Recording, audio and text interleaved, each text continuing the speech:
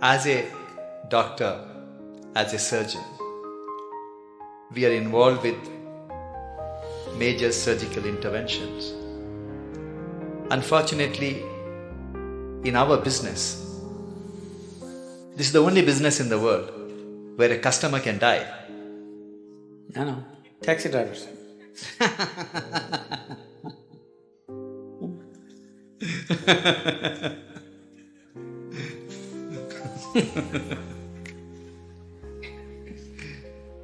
It's however much you try, Sadhguru, to dissociate ourselves. When you are operating, you need to concentrate and do the job, but what comes to your mind is a young wife, young children waiting outside. The margin of error is very small, few millimeters here and there. Then you think what are the consequences on them. Then you start thinking about when you are a kid, if something happens to your father, where you would have been. We are after all human beings. We are always torn between what we do to somebody and what could have happened to our own life. It's a constant tension. How do we overcome it? I've been in this profession for more than 30 years. Still, I haven't yet mastered the art of dissociating myself from the patient's life. Yes, when you're given a certain responsibility which could determine the shape and scope of people's lives, it's a big thing to carry on one's shoulders. But the important thing is that somebody has chosen to place such a responsibility in our hands. It's a tremendous privilege if we execute it. Can we do the best? We can never do the best, but we can do the best that we can do, always with life. Is it the best? No, we are doing our best. If we lack in that, then we have a serious problem. But if we're doing our best in everything that we do, we know it is not the best, but it's our best, we've not spared anything, that's good. And above all, when you refer to yourself as a human being, after all we're human beings, this is a big problem. This will reduce our best. That is, people are always using the word human being as a limitation, as a compulsiveness, as a small thing. We are not referring to the word or term human being as a possibility. Instead of saying we are just human beings, why don't we say we are human beings? Okay, great, we're doing so many things, we can replace a damn heart. Isn't it? Yes. Now, replacing a part of a machine is not a big thing. It's like this, shall I tell you a joke? It's okay. It just came to me when I saw you. So, a cardiac surgeon took his Aston Martin, which was giving him a little bit of trouble, engine trouble, to the mechanic. So he said by evening he'll have it ready. After his hospital job, he went there to pick up his car. It was not ready. The mechanic was swaggering around a little bit, and I said, "Hey doc, why is it I do the car's engines, you do people's engines? After all, a pumping thing, you know. Why is it that you earn in millions, I just make a few bucks? Come tomorrow, doc, we'll fix it." So the doctor looked at him and said, "Try to fix the engine when it's running."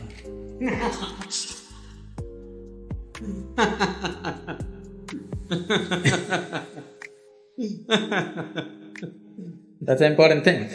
You gotta keep it running and fix it.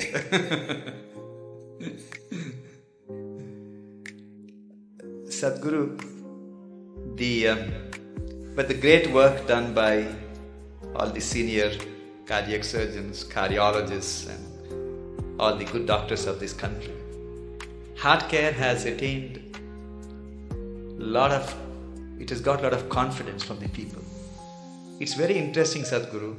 When I started my career 25 years ago, I left England 25 years ago. I started in Calcutta. If I told a patient then… Lot of heartbreak there. If I told a patient then that he needed an operation, It required more than an hour of convincing him for an operation. But today, I face a different problem. Standing in a line. Today, Sadhguru, when I tell a patient, after seeing all the reports, that you do not need an operation, I have to spend 1 hour to convince him why he doesn't need operation. Everyone wants heart operation, Sadhguru. Is it for romantic reasons or…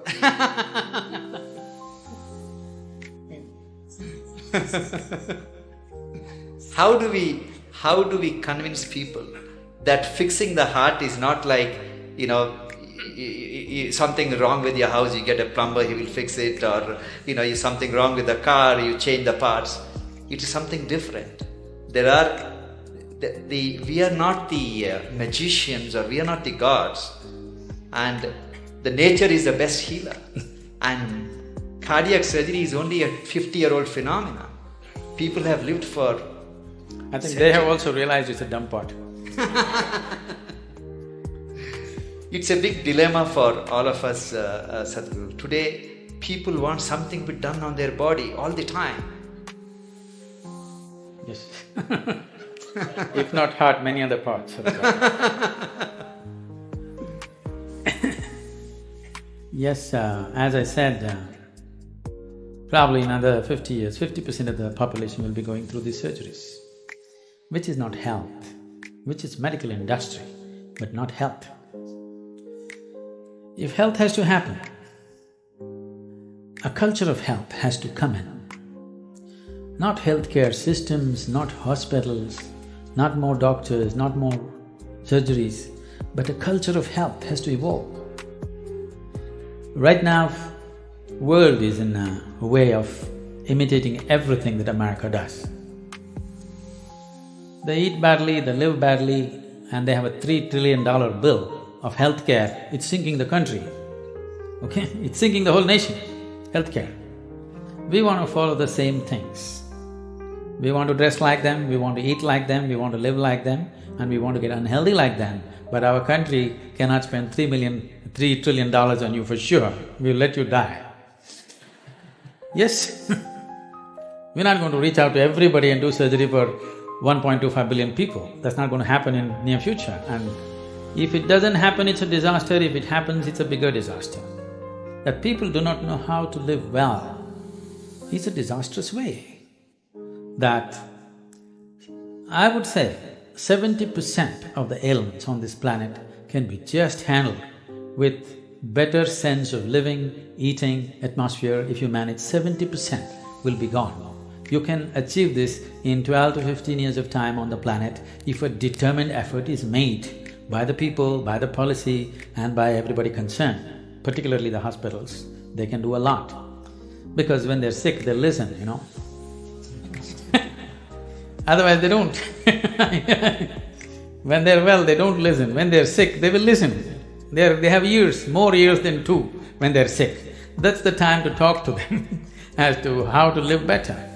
These things are not new to us, these are very strongly rooted in our cultural milieu, but we are throwing it away for something which will bring us a lot of trouble.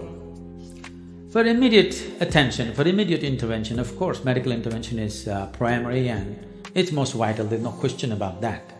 But long-term health will not happen because of medical sciences as we know it. Long-term health of a society or a nation or the planet will not happen that way. We have to bring a culture of health. What is the way to live? What is the way to eat? How to keep our body? How to keep our mind? How to keep our breath? How to keep the atmosphere around us? If this culture is not brought into us from our childhood, I would say it must be brought into the school curriculum itself. It must be brought in, healthful ways of living. Because if you do not build healthy people, you're going to have educated and sick people and you're going to build a nation or a world out of it. With sick people, you're not going to build a great nation, you can only build a sick nation. And that is happening across the world. The major nations are suffering enormous amount of illnesses. The most affluent countries who have no nutritional problems, okay? India's half the problem are nutritional problems. Right from their childhood, they've not eaten properly. Affluent nations who have a choice of nourishment, Look at the level of health issues they have. That should not exist at all. When they have choice of nourishment, they should not have, I would say, 80% of the people should not have any health issues till they die. When 20%, 25% will get something, infections will come because of close proximity, those are different. But these are all on self-help. People are on self-help to create ailments for themselves. This can be 100% taken away if we establish a culture of health, for which I think not just medical professionals, people from various other areas have to work together to make this happen. I don't see any major synergy like that right now. Small efforts are happening here and there, but that's not enough. It's good, but it's not enough. Sadhguru, majority of the people who fall sick, it's primarily because they led a life which would definitely land them in trouble. But thousands of children are born in this country, like any other part of the world, with cardiac problem, with cancer, all kinds of problems. It is not their fault. Why it happens? It shouldn't have happened.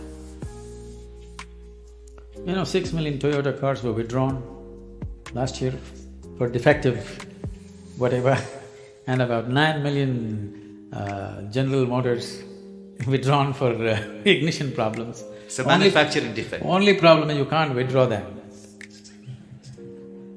Actually, nature is trying to withdraw them. We are not allowing it. There was a time we would allow the nature to withdraw. Yes?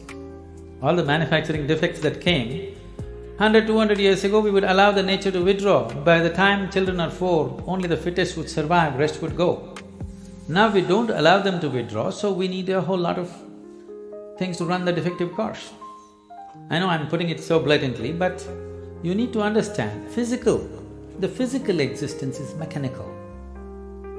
Whether you like it or you don't like it, probably all kinds of sensitivities and emotions are there about this my physical body. But when they come to you, you strip them down and treat them like a machine, isn't it? Complex, sophisticated, but still mechanical, isn't it? Yes. There are other aspects to it, but fundamentally mechanical. Anything mechanical, anything physical, there is never something called as perfection to it. It is a constant work in progress. You can improve it and improve it and improve it.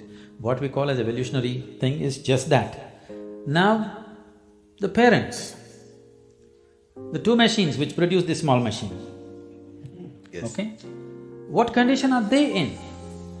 This is also an issue which we have not taken care of. There is a lot to be said which is controversial about this, but essentially this idea that everybody must have children has to go. Yeah, I know I'm getting into trouble. But we are not seeing humanity as a future possibility, we are just seeing it as a regressive way of something that we can extend into future of our own, a footprint. Right now that's a problem. Our identification with the body is so strong, the physical body is so strong, we are unable to think beyond our biological identity. Once you are not able to think beyond your biological identity, the very nature of being human, the immensity of being human is constrained and constipated into a very small process. In this process, there are problems. In the ancient past, they handled this in many different ways, which are absolutely, utterly controversial today and can never be brought back into this society, but they did handle things in a completely different way. They're bred carefully, which is very important. We are thinking about, when it comes to animal husbandry, we are thinking of breeding right. As human beings, why are we not thinking of breeding right? Because we're too identified with our own body. Mine is more important than what's right, and the level of suffering that you bring into this fresh life, you see it every day. Yes, yes. Sadhguru, scriptures tell us that everything happening in this world, including what happens in our life, is preordained. Which And scripture said that? At least that's what I thought, that we are destined to do something irrespective of what happens. If that is the case, we are destined to die someday, then what's the role of people like us in this world? How? Oh, we are definitely destined to die. People people come and tell me, Sadhguru, this man, my enemy, I can't bear him, I want to do something. I said, just wait, he will die. You don't have to do anything, just wait. Just be patient, that's all. So destined to die, yes. But I don't think ever any scripture has mentioned that your life is predetermined or preordained. This is an import from outside. You must understand the fundamental nature of what this culture is it's rooted in this. This is a godless culture, you must understand this. There has never been an idea of God in this country. It's an imported value, let me put this into perspective, because it upsets lots of people. We have many divine entities, many. We count some 33 million, something like that. How did all these gods come up? So, the idea, the monotheistic idea is there's a God sitting out there and doing things to you, so they believe in dictatorship, that there is somebody who determines everything. Not so in this culture. Here, there is no idea of God, but there are many divine entities. What are these entities? Generally, if you look back, the language that was used for all the deities that you have is, you're a Devi, is a yantra, always a yantra. The word yantra literally means a machine or a device or a tool. When I refer to our own yogic temples as tools, people get offended. Sadhguru, don't say that, it means more than our life. I said, if you are offended by this, you come to the ashram. I'm going to give you a plumbing job to do in the ashram without tools. You must use your nails and your teeth and do plumbing in the ashram for 3 days. After 3 days, I'll give you a chain winch or a spanner. Will you worship or no? Will you worship the tool or no after having lost all your teeth? So the power of the tool is something that we always understood. We as human beings, we are who we are on this planet only because of the tools that we have created. If we did not have any tools, a dog would dominate us, isn't it? Yes or no? It's only because of the tools human beings have become who they are. So a screwdriver is a tool too, but there are subtler tools, energy tools, subjective tools, which can open up different dimensions of life. So for every dimension we create a different tool, a different possibility, because we clearly know without this tool we would never access this possibility. We bow down to it and we worship it, because without being worshipful it will not yield to you. We clearly know, gods are our making. It is just that others have forgotten. So here we told you, your life is your karma. This means your life is your making. Where is the question of preordained? Such a thing never arises in this culture. Thank you, sir. But it's dangerous for a doctor to think it's preordained.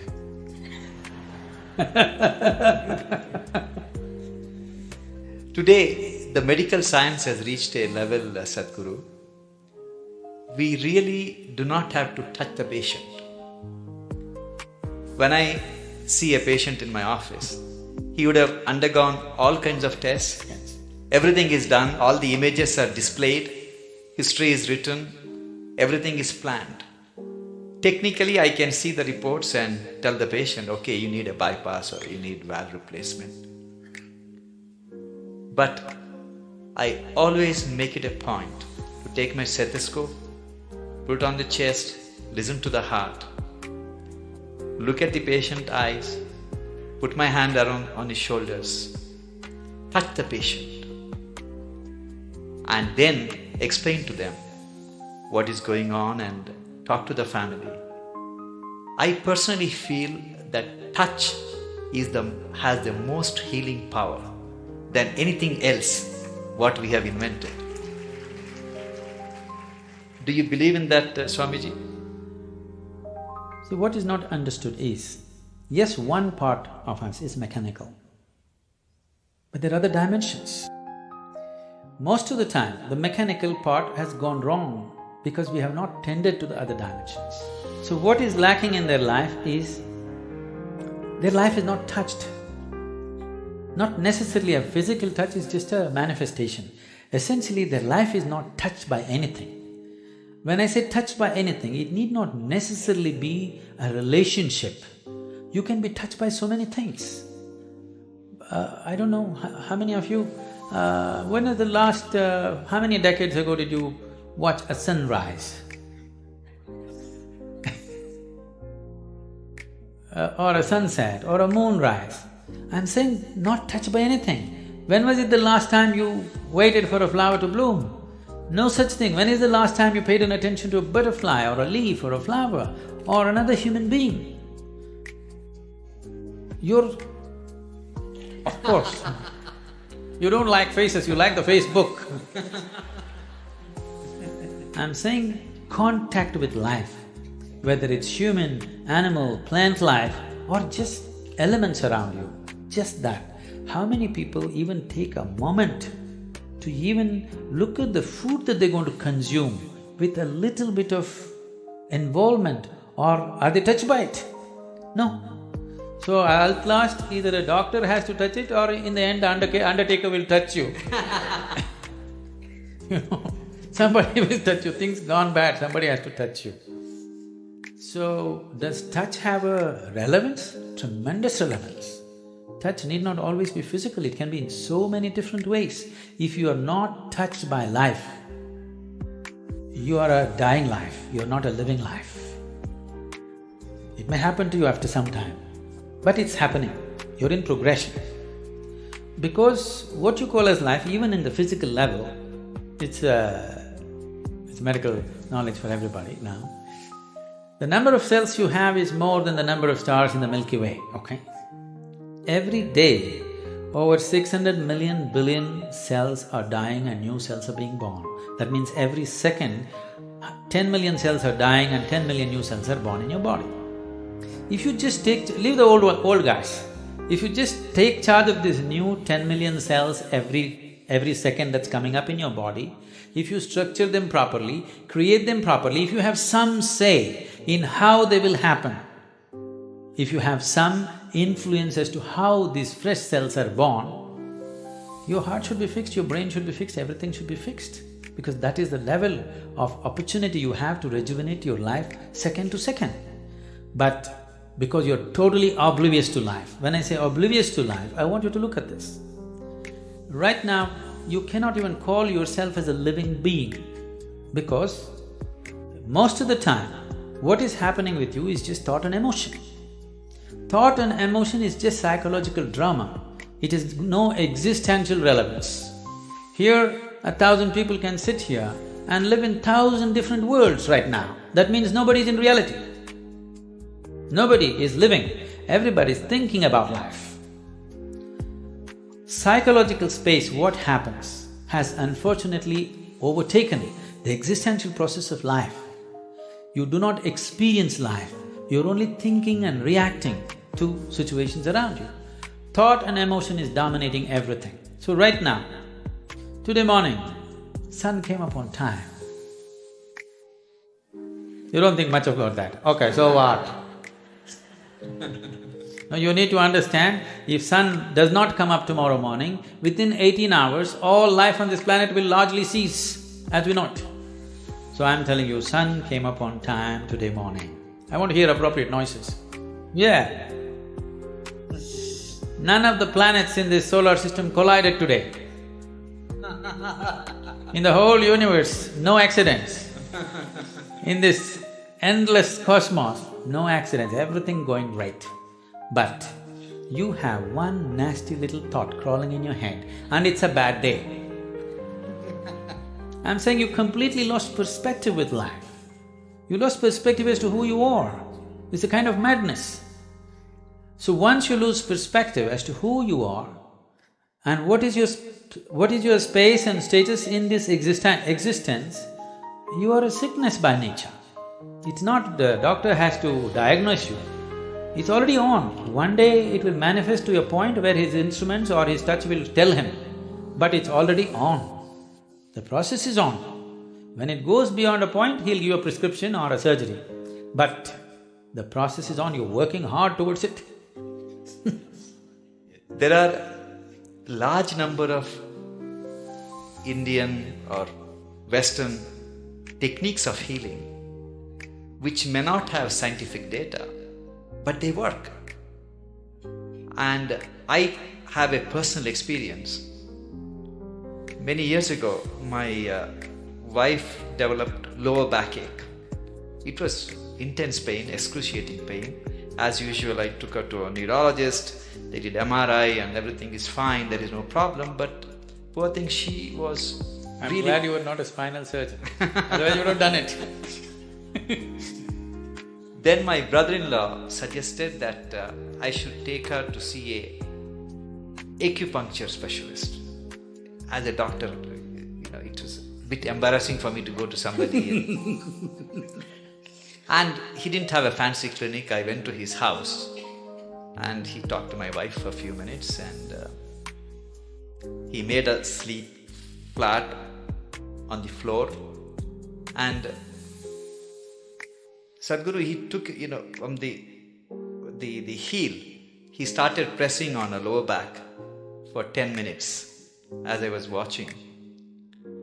I'm not exaggerating, she never had the lower back pain ever since. I'll show you thousands and thousands like that. Not even with any needles, simply. I was so fascinated because he cured my wife and he did something which I couldn't do it for 32 years. She was fine. There are many ways of treating people, and as professionals we have to respect all the ways of treating.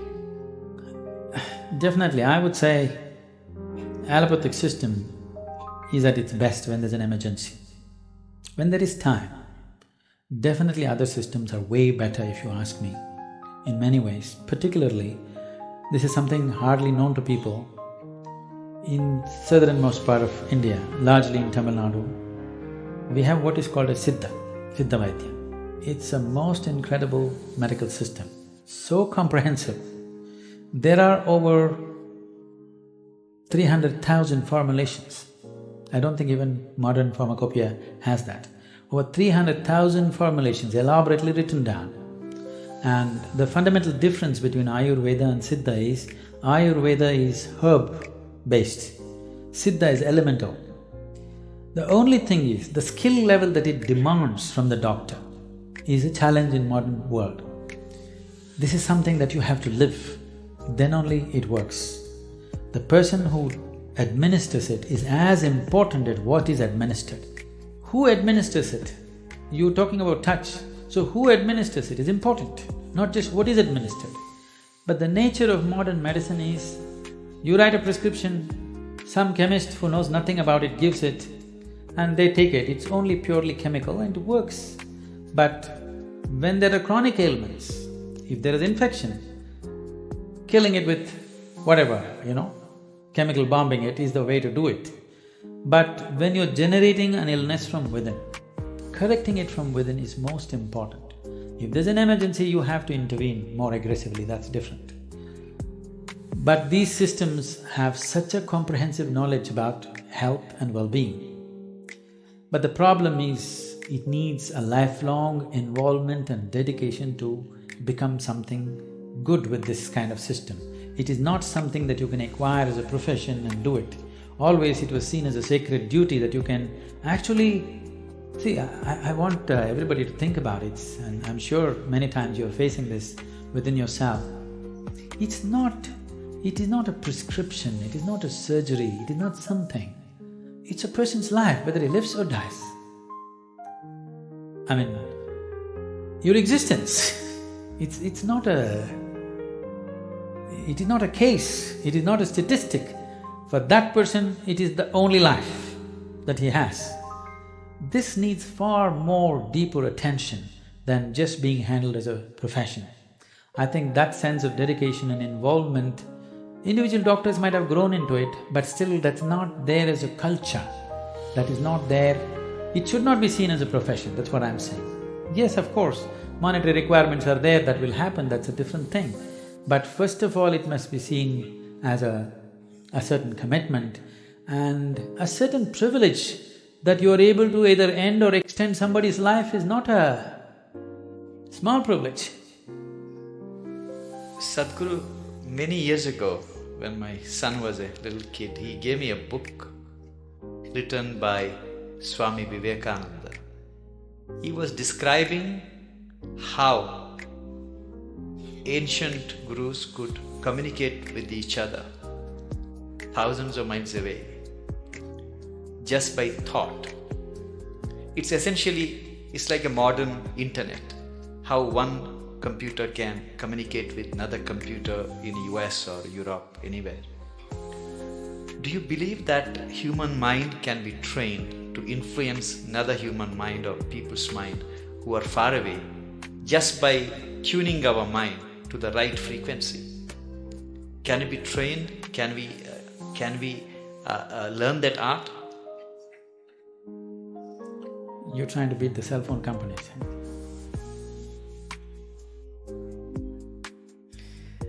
It's not just about the mind. See, when we say mind, the English word mind is only generally referring to only the thought process. Thought process is the most surface element of your mind. I think because of European thought, we have given too much significance to the thought. In the yogic science, we do not attach any importance to what you're thinking about or feeling right now, because what can you think? Only the data that you have collected, you're recycling it. It's of no great consequence. Whatever is on the surface of your mind keeps rolling, that is not of any consequence. What you're thinking and feeling right now is very surface of mind. There are deeper dimensions of the mind. In Sanskrit language, there are many words to describe the different states of mind. But now there is one aspect of the mind, for lack of time and stuff, I'll leave those things. There is one aspect of the mind which we refer to as chitta. Chitta is the innermost core of the mind, which is your connection with what we are referring to as consciousness. If your chitta becomes conscious, if your chitta acquires a certain level of conscious control, if you acquire, now you have access to your consciousness. What we are referring to as consciousness is that dimension which is neither physical, nor is it electrical, nor is it electromagnetic. It is a quantum leap from physical to non-physical dimension. A non-physical dimension being the lap of the existence. It is the non-physical in whose lap the physical is happening. Physical is a small happening. In this cosmos, not even 2% or not even 1% is physical, rest is non-physical. This non-physical dimension, in the yogic terminology, we use a specific sound which is connected with that dimension. Today it's all very highly distorted. We call this Shiva. That means that which is not. When we say Shiva, we are not referring to some man sitting up there. We are talking about a dimension which is not, but it is in the lap of this dimension, everything that is happens. So if your chitta becomes even mildly conscious, your ability to not only communicate an idea or a thought, even to deliver something is possible. Physically deliver something is possible. So, is it a possibility? Definitely it is. Right now, can we teach it to all these people? In theory, yes. But are they willing to work towards it? That's a question mark.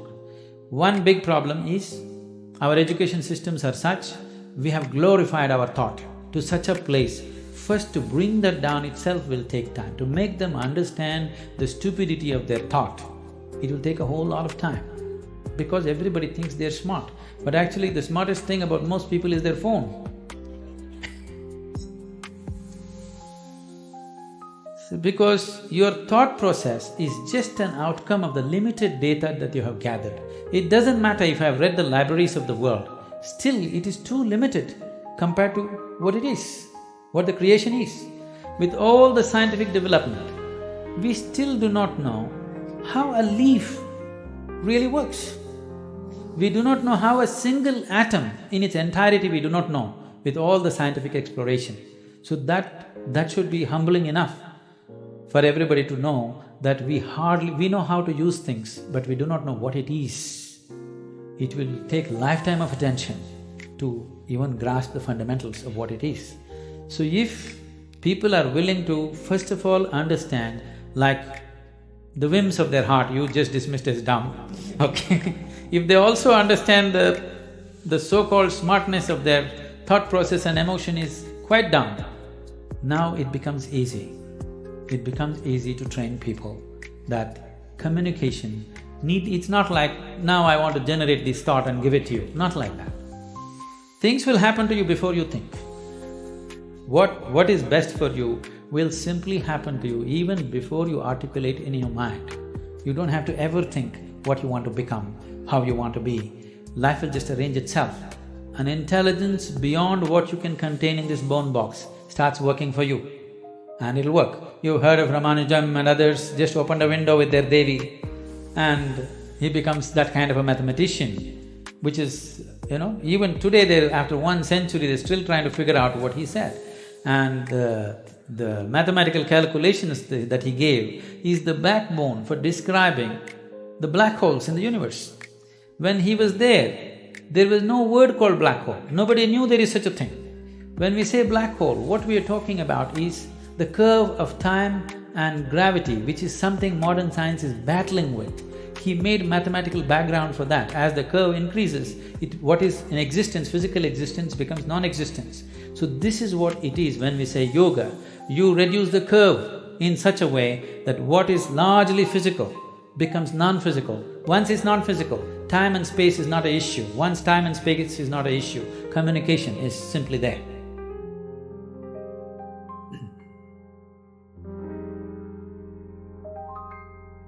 About 20 years ago, Sadhguru, I received a check for 1 lakh rupees from a retired major from Indian Army.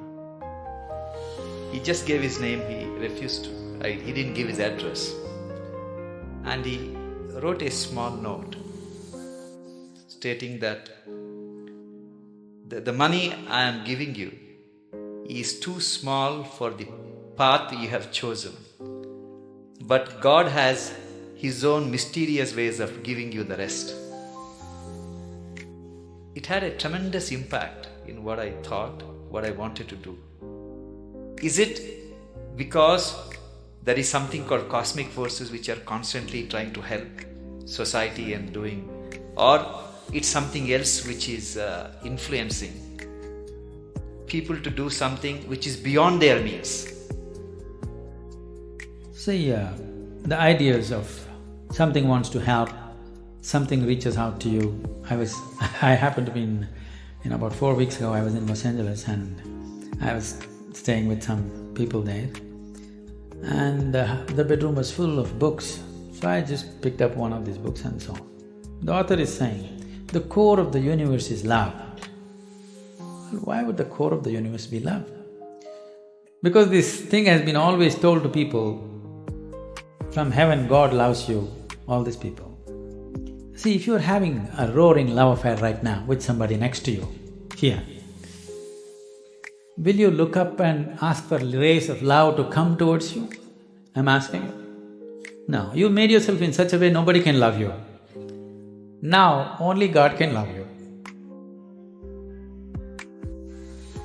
If you say God loves me, you must know you are such a pathetic, despicable case. If you made yourself in such a way nobody can help loving you, you are a wonderful human being, isn't it? So we need to understand there is something called human thought and emotion, human needs, of emotional needs of love, care, touch, this. The cosmos, or what you're referring to as the source of creation or divine, or if you want to use the word God, because God personifies things, we will refuse to use that word. Let us say whatever is the source of creation, which we are referring to as God generally by religious this thing. Essentially, it is just an intelligence which is simply exploding into everything possible. If you're in rhythm with it, you will rise. If you're not in rhythm with it, it'll crush you. It has no love, it has no compassion, it has no intention of helping you, it has no intention of harming you, it has no nothing. If you understand the forces and ride it, you have a fantastic life. If you do not understand, it'll crush you. You've seen people doing surfboarding on the waves in the ocean. It is such a magical thing, just riding the waves. But if you don't do it right, if you go into the waves, it's like being in a concrete mixer, it'll just do that and it'll kill you. So one rides the wave, another gets crushed by the wave. That is all that's happening. The rest is all human interpretations. This is the first thing we have to stop, that we do not extend our thought and emotion to the existence. This is relevant between you and me. This is relevant between you and your family members. You love them, I love you, you love me, all this fine. Don't look up at the sky and say, I love you. It will not say, I love you back, because it has no such need. It's pure existence. This is what you have to become. If you sit here, you are a complete existence by yourself. This is a full-fledged life. It does not need anything from anybody. It has everything. It is connected with everything in the universe. It does not need anything. But we want to play our games, okay? We can do all this stuff, but you need to understand right now, we are trying to extend our compulsions to the whole creation. It doesn't work like that. Existence is not trying to help you. You may be in tune with it, bingo, you are. Whether you got in tune with it consciously or unconsciously, somehow you got in tune. That's why Shankara said, yogaratava bhogaratava. That means somehow you do it, I don't care. Adi Shankara went to the extent of somehow you do it. You get it, man, that's important. How you get it, who cares? Sadhguru, I am constantly torn between my senior colleagues who are extremely skilled surgeons. Sadhguru, on the heart, there are some procedures which are done by very few people on this planet. I'll give an example. I do an operation called pulmonary endarterectomy. That's the blood clots from the leg goes to the lung arteries and it clogs up all the arteries. So 25 years ago, there was no cure for this. And once you're diagnosed, you're destined to die within a year.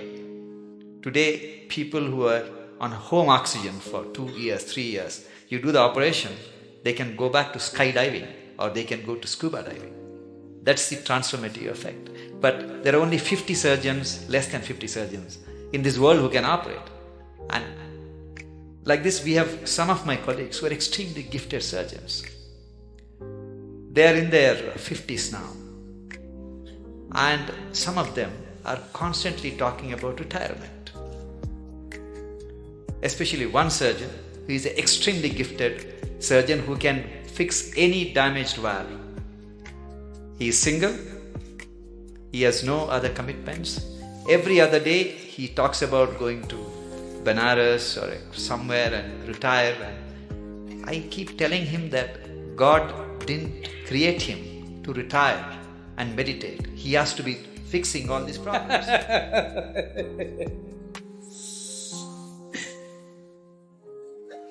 So he gives me extension every 6 months, Guruji. So at the end of 6 months, the usual rigmarole starts. He talks about retirement and everybody is depressed in the hospital.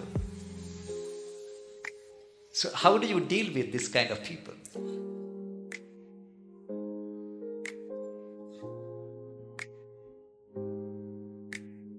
You must give him a 1-year sabbatical with me. Yes, because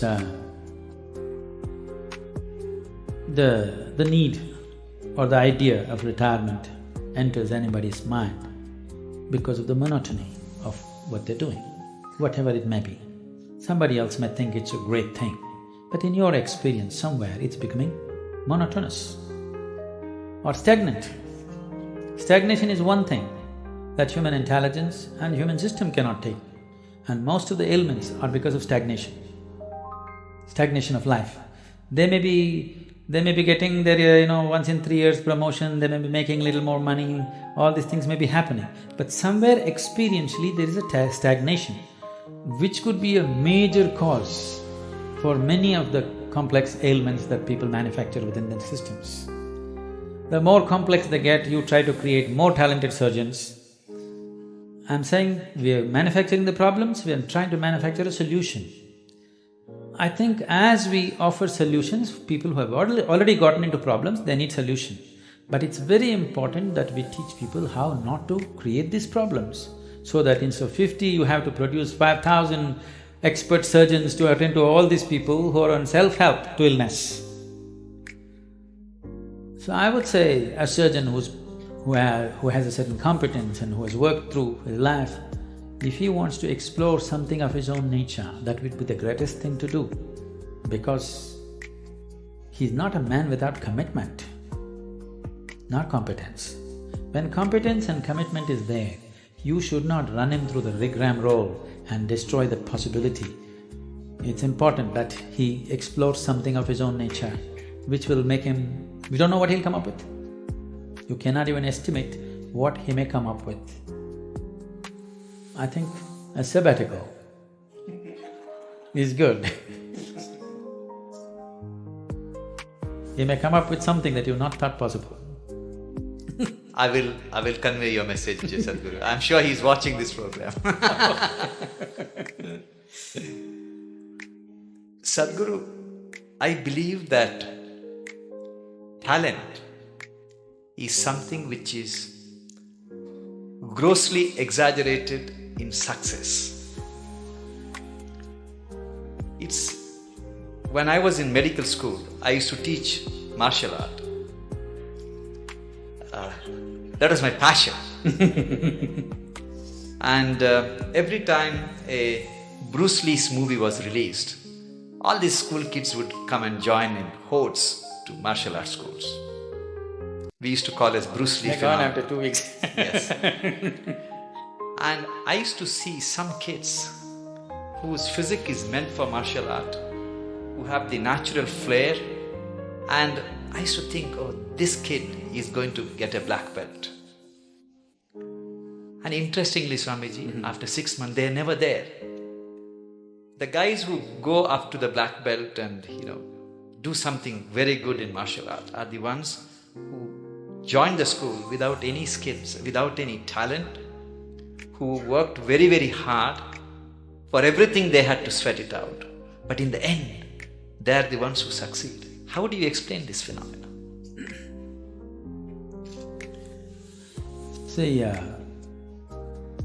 for a variety of reasons, let me not go beyond this. For a variety of reasons, a certain individual could be born with a certain flair, physical flair, mental flair, emotional flair, style.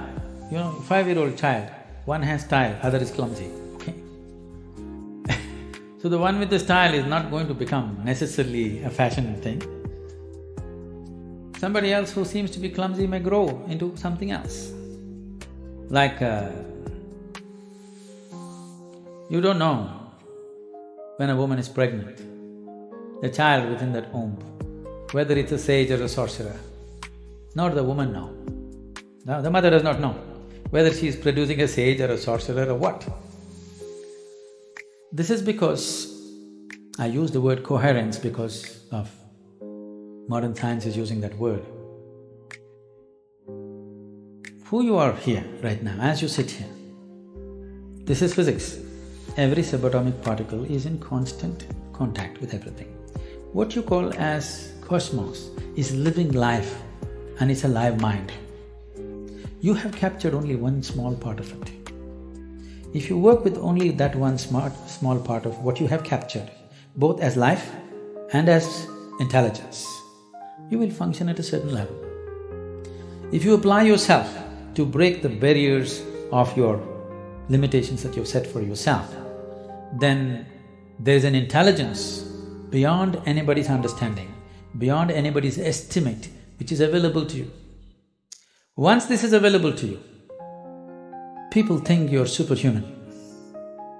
No, this is not about being superhuman. This is about realizing that being human is super.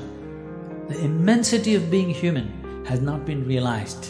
So we are always making a kind of a mathematical calculation. Okay, if this person has this much IQ, maybe this is what he will become. This is what Newton's law, that everything that moves on this planet works to a mathematical precision or a geometric precision. That is, if you take a pendulum, the length of the pendulum will decide how it will swing.